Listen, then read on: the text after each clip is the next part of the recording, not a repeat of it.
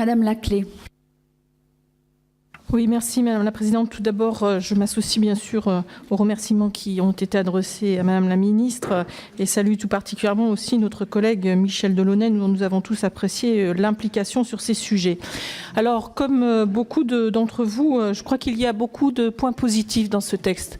Ils ont été soulignés, j'aime à les rappeler. L'article 3 est l'accompagnement des aidants, l'article 8, le financement du soutien et de la formation des bénévoles, le 19, 20 et 21, la suppression de la notion de placement, le 22, le contrat de séjour qui gère la liberté de circuler de la personne âgée.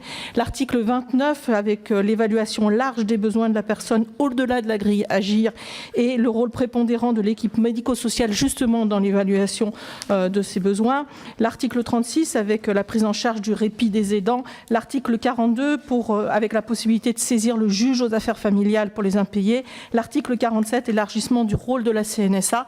Et l'article 52, avec la modification du statut des MAIA, qui ne sont plus une structure de plus, mais un dispositif d'aide. Alors au-delà de ces points positifs, il reste toujours des questions, bien évidemment, c'est souvent le cas, et des interrogations, avec notamment la question du développement de l'aide technique au GIR 5 et 6, qui nous semble positif, à condition qu'il ne se substitue pas aux aides à la personne. Le forfait autonomie, pareil, est une proposition intéressante à condition qu'il ne se substitue pas au forfait soins. Et puis l'accent mis sur la prise en charge des GIR 1, 2 et 3 qui ne doit pas se faire au détriment des GIR 4. Il me semble que dans le texte, nous pourrions aussi avoir quelques éléments d'information, mais peut-être vous pouvez nous les donner, sur le financement des SIAD, parce qu'il est bien difficile de préconiser dans un texte les avantages du maintien à domicile sans s'en donner les moyens.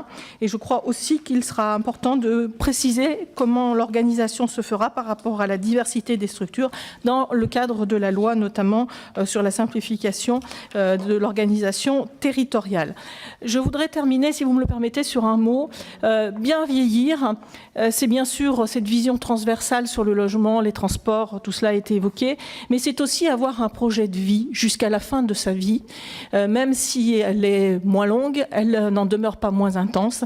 Vous avez évoqué la question de la vie associative, mais c'est dans le sens de la participation des personnes âgées à la vie associative. Je crois qu'il faut aussi que nous soyons en capacité de pouvoir laisser les personnes âgées très actives dans la cité, car souvent elles nous disent être en situation d'isolement par rapport à la vie sociale. Et je crois qu'il y aura là aussi des possibilités d'améliorer le texte dans ce sens. Je vous remercie.